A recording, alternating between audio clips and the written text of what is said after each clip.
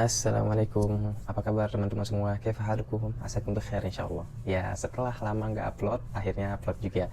Semoga kalian sehat-sehat di tempat kalian. Jangan lupa untuk selalu pakai masker, sering cuci tangan, dan selalu pakai hand sanitizer. Pada video sebelumnya saya telah menjelaskan mengenai pasukan Amawiyah versus pasukan Abbasiyah.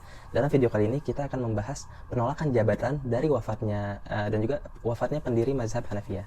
Sebelum kita mulai, jangan lupa untuk subscribe dan share karena ini menjadi motivasi kami untuk menghasilkan video-video berkualitas.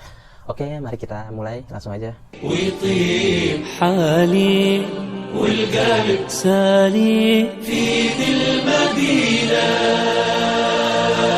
محمد من على رتب المعالي وزاد على النبيين مقاما. Sejak kembalinya Abu Hanifah ke Kufah pada tahun 145 Hijriah, Abu Hanifah secara terbuka mendukung dua pemberontakan lagi. Kali ini melawan dinasti Abbasiyah. Pada awalnya Abu Hanifah mendukung revolusi Abbasiyah sebagai bagian dari Bani Alawi yang melawan dinasti Umayyah. Pemberontakan di tahun 145 ini dipimpin oleh masih dari Bani Hashim, yaitu Muhammad An-Nafs Az-Zakiyah dan adiknya Ibrahim.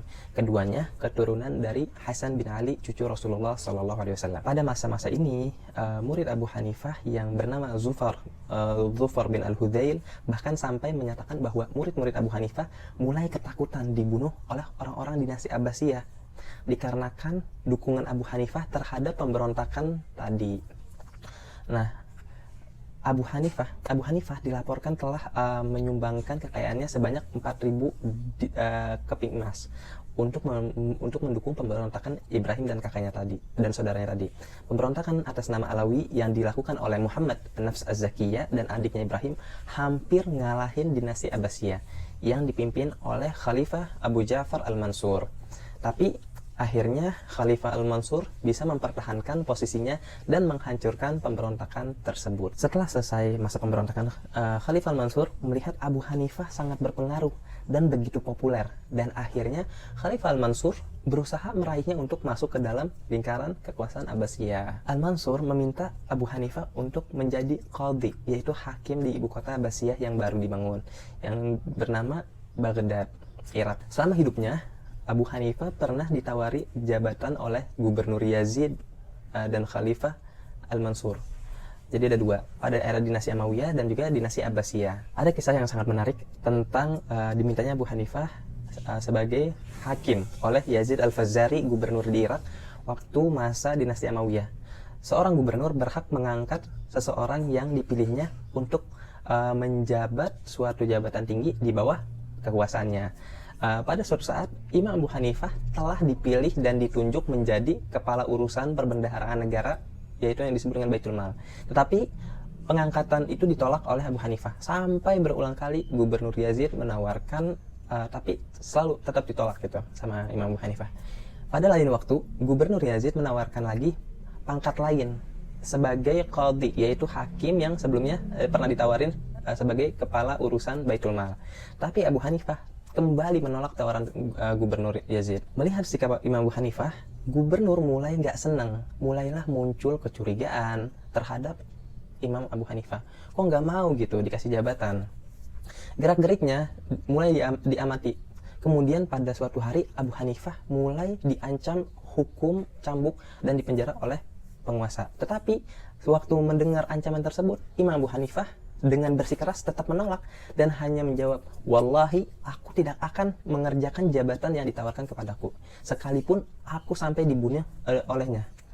Karena itulah Abu Hanifah ditangkap dan dijebloskan ke penjara. Sedangkan penolakan jabatan selanjutnya yaitu di era Khalifah Al-Mansur. Kecerdasan dan kehebatan Abu Hanifah didengar oleh mantrinya Khalifah. Suatu ketika Khalifah Al-Mansur membutuhkan seorang hakim, Menteri Khalifah menyodorkan nama Imam Abu Hanifah. Sebenarnya emang Khalifah Al-Mansur sendiri mengagumi kecerdasan dan kepintaran Abu Hanifah.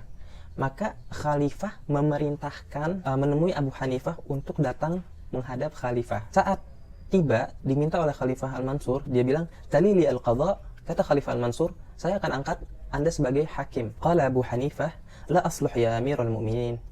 Kata Abu Hanifah, sesungguhnya aku tak pantas untuk menduduki jabatan sebagai hakim, wahai Amirul Mukminin. "Kadzabt, innaka tasluh."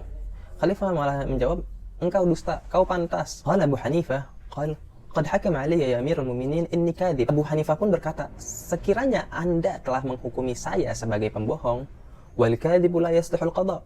Abu Hanifah melanjutkan, "Maka sesungguhnya para pembohong nggak layak menjadi hakim." Fa'amara bihabsi. Maka Khalifah Mansur memerintahkan untuk menjebloskan Abu Hanifah ke penjara. Pertanyaannya adalah, kenapa Abu Hanifah menolak jabatan? Karena Imam Abu Hanifah merasa dirinya nggak bisa adil. Penjelasannya seperti, "Wahai Amirul Mukminin, kalau saya pribadi, saya lebih lemah dibandingkan Anda sebagai penguasa, dan juga para menteri Anda, dan juga para panglima atau para duta besar Anda. Maka carilah orang yang memiliki jiwa yang lebih kuat dari saya untuk menjadi hakim. Maka pastinya orang itu pasti bisa menghakimi Anda dan orang-orang dalam Anda, karena dia punya kekuatan." Alasannya sangat jelas, jelas banget. Apa gunanya hukum tajam ke masyarakat bawah, tapi tumpul ke masyarakat atas? Dan juga ada hadis yang disahihkan oleh Imam Ad-Dailami, penulis buku Kashful Khifa. Ya, hadis ini berbunyi, "An-nasu mustawuna ka'asnanil musht, laisa li ahadin ala ahadin fadlun illa bitaqwallah." Maksud hadis tersebut bahwa manusia itu setara di hadapan hukum seperti setaranya gigi sisir maksudnya. Karena sisir, giginya itu rata, nggak ada perbedaannya, nggak ada yang ngebedain antara masyarakat bawah dengan masyarakat atas. Namun karena Abu Hanifah memiliki sifat wara dan juga berani, maka secara berkali-kali dia menolak posisinya yang akan dimintanya kepadanya. Muhammad bin Syuja' meriwayatkan, Khalifah Mansur memerintahkan 10.000 dirham untuk diberikan kepada Abu Hanifah.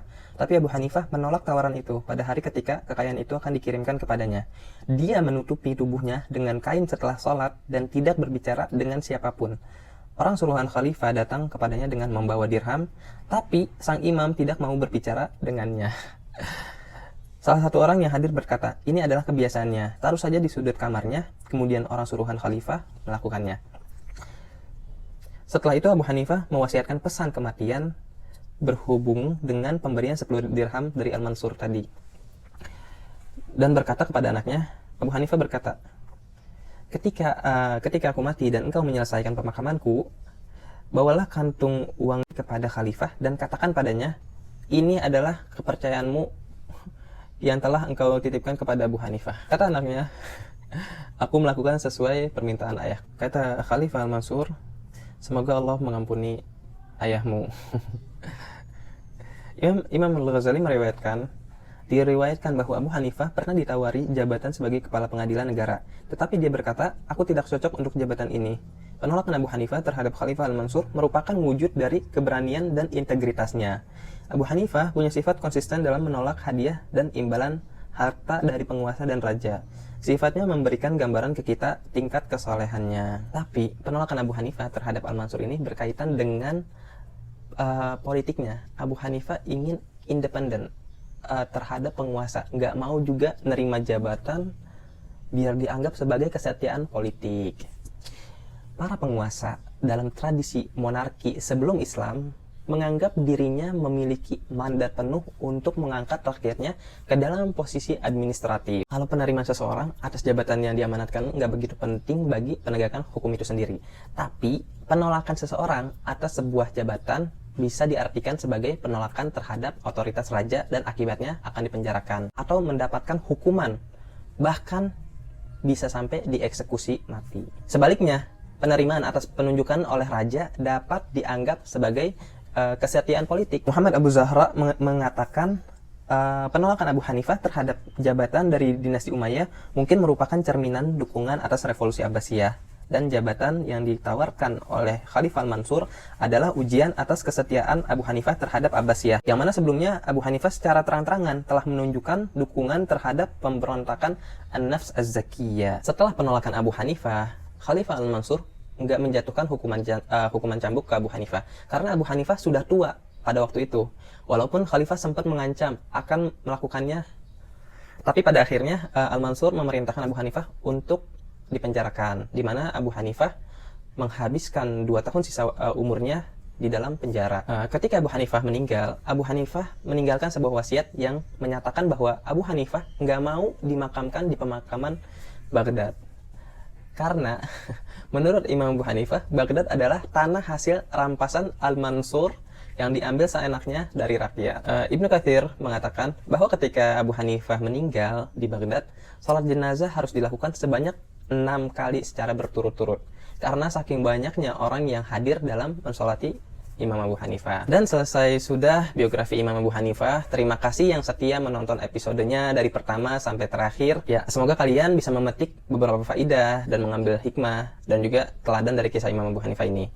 Imam Abu Hanifah adalah seorang ulama yang bertakwa, memilih menjauh dari hal yang berbau syubhat. Beliau bahkan memberikan keteladanan bahwa dunia adalah hal remeh di matanya dan akhirat adalah kehidupan dan tujuan yang hakiki. Sebelum kita pindah ke biografi Imam Malik, ada baiknya kita mengetahui kisah bagaimana kedua orang tua Imam Abu Hanifah dipertemukan. Kisah ini insya Allah akan kita bahas di video selanjutnya. So stay healthy. Sekian dari saya dan terima kasih. إن أعجبك الفيديو لا تنسى الإعجاب والاشتراك في القناة.